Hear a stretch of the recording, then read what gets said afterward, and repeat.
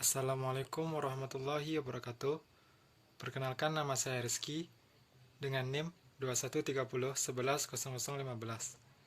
Pada kesempatan kali ini, saya akan membahas materi tentang larutan.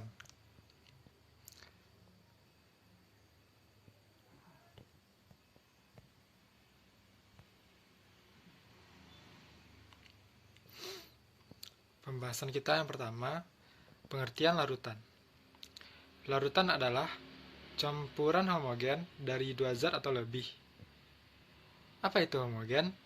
Homogen adalah komponen penyusunnya tersebar secara merata atau membentuk satu fasa. Larutan memiliki dua komponen, yaitu pelarut atau disebut solvent dan zat terlarut atau solid. Pelarut adalah komponen yang jumlahnya lebih besar dalam larutan, sedangkan zat terlarut adalah komponen yang jumlahnya lebih sedikit dalam larutan. Kita masuk ke bagian yang B, yaitu jenis-jenis larutan. Yang jenis-jenis larutan terbagi menjadi tiga. Yang pertama, larutan gas. Contohnya udara. Zat terlarutnya adalah oksigen dan pelarutnya nitrogen. Yang kedua, larutan cair. Contohnya air soda. Zat terlarutnya CO2 dan pelarutnya air. Yang ketiga, larutan padat. Contohnya baja. Zat terlarutnya kapur dan zat pelarutnya besi. Ikatan hidrogen. Ikatan hidrogen ini kebanyakan terdapat di alam, dan reaksinya ini berlangsung dalam larutan air. Air ini terdiri dari dua atom H dan satu atom O. Atom O lebih elektronegatif dari H, sehingga larutan ini adalah larutan polar. Kemudian, kita lihat dari pengertiannya, ikatan hidrogen adalah ikatan yang terbentuk antara atom H dengan atom lain yang sangat elektronegatif seperti atom O, N, dan F. Bagian C, kita mempelajari tentang prinsip umum kelarutan. Pada prinsip umum ini, kita akan mengenal azas like dissolve like. Azas ini menyatakan senyawa polar akan larut dalam pelarut polar, dan senyawa non-polar akan larut pada pelarut non-polar. Ada beberapa faktor yang mempengaruhi kecepatan pelarutan. Di antaranya yaitu ukuran partikel, suhu, pengadukan, dan ukuran zat terlarut.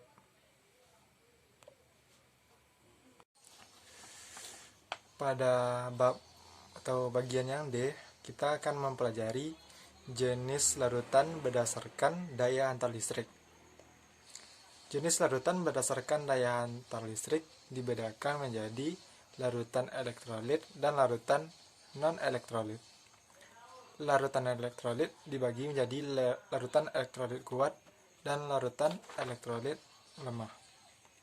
Yang pertama, larutan elektrolit, yaitu larutan yang dapat menghantarkan arus listrik karena dalam larutan tersebut terdapat ion positif dan ion negatif yang bergerak bebas. Ciri-ciri dari larutan elektrolit ini, yang pertama, dapat terionisasi. Yang kedua, dapat menghantarkan arus listrik.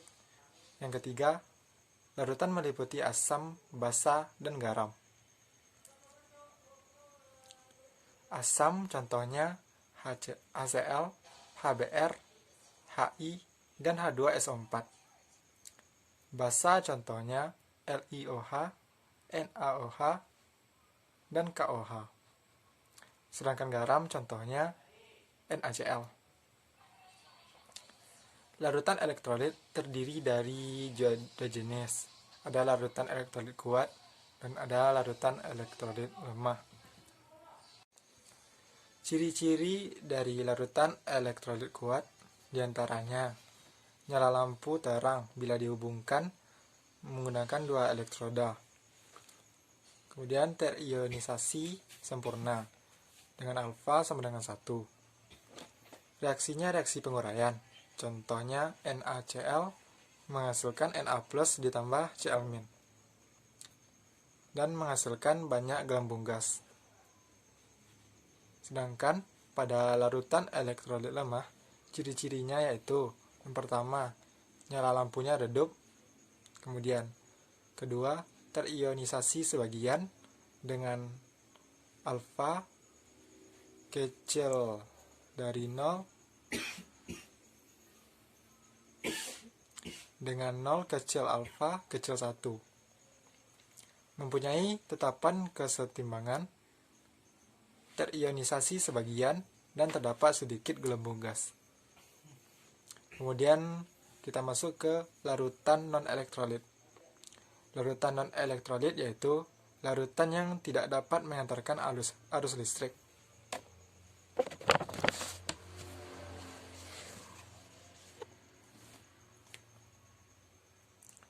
Ciri-ciri dari larutan non-elektrolit diantaranya yaitu tidak terionisasi, tidak dapat menghasilkan arus listrik, tidak terdapat gelembung gas, lampu tidak menyala atau mati. Yang termasuk senyawa elektrolit adalah semua senyawa kovalen. Contohnya gula, urea, dan alkohol. Sekarang kita masuk ke bagian yang selanjutnya, yaitu bagian E, kelarutan. Kelarutan adalah banyaknya zat terlarut yang dapat larut dalam sejumlah pelarut. Biasanya dinyatakan dalam 100 gram pelarut. Contohnya kelarutan NaCl pada suhu 20 derajat Celcius adalah 36 gram per 100 gram air. Berdasarkan kelarutan, larutan dibedakan menjadi 3, yaitu larutan tidak jenuh, larutan tepat jenuh, dan larutan lewat jenuh.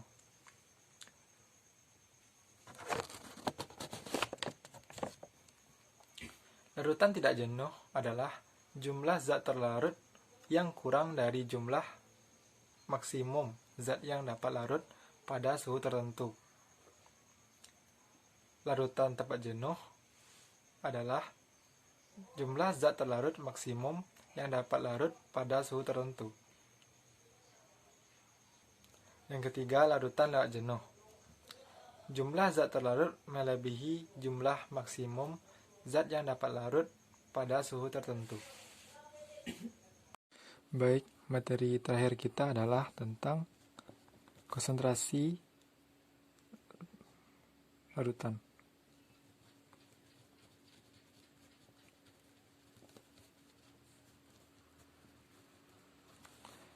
Konsentrasi larutan adalah perbandingan jumlah zat terlarut dengan pelarut atau jumlah zat terlarut dengan larutan.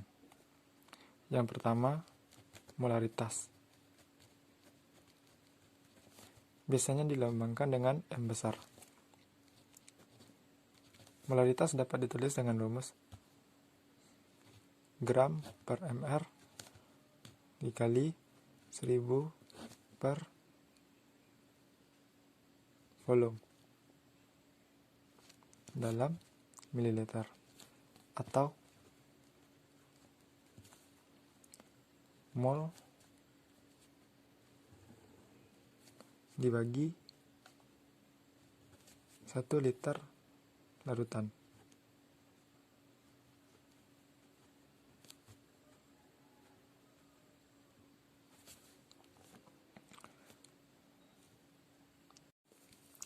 Baik, pada materi yang terakhir adalah tentang konsentrasi larutan. Konsentrasi larutan. Konsentrasi larutan adalah perbandingan jumlah zat terlarut dengan pelarut atau jumlah zat terlarut dengan larutan. Yang pertama, molaritas. Molaritas dilambangkan dengan M besar. Dapat kita tulis mol per volume dalam liter, atau gram per mr kali 1000 per volume dalam mililiter. Kemudian yang kedua, molalitas. dilambangkan dengan M kecil. Molalitas dapat kita tulis dengan rumus mol per pelarut atau gram per mr dikali 1000 per 1 per gram.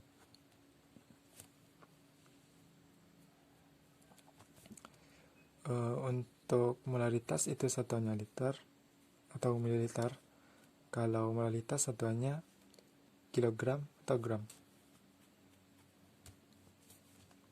Kalau satuannya liter kita menggunakan rumus ini. Satuan mililiter kita menggunakan rumus ini.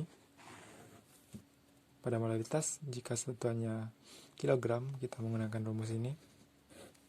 Jika satuannya gram kita dapat menggunakan rumus ini. Yang ketiga itu adalah ppm. ppm dapat kita tulis rumusnya massa zat terlarut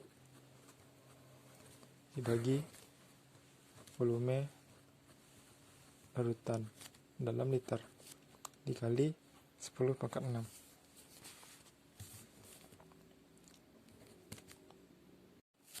Yang keempat, fraksi mol.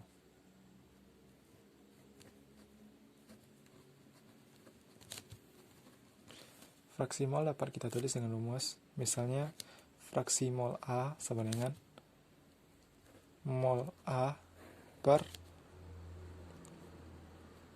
mol A tambah mol B, di mana mol A adalah misalkan zat terlarut, berarti atau kita ubah saja jadi terlarut, NXT sama dengan mol terlarut dibagi mol terlarut ditambah mol pelarut. Yang kelima, persen berat. Persen berat dapat kita tulis dengan rumus berat terlarut. Misalnya kita mencari persen berat terlarut, berarti berat terlarut dibagi berat terlarut ditambah berat pelarut dikali 100.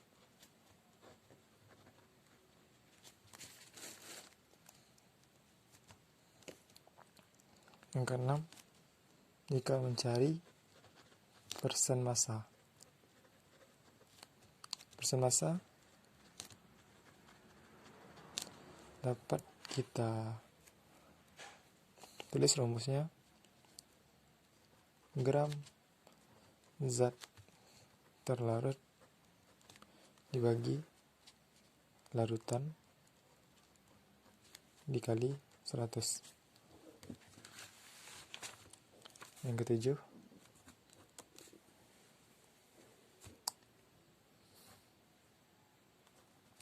persen volume.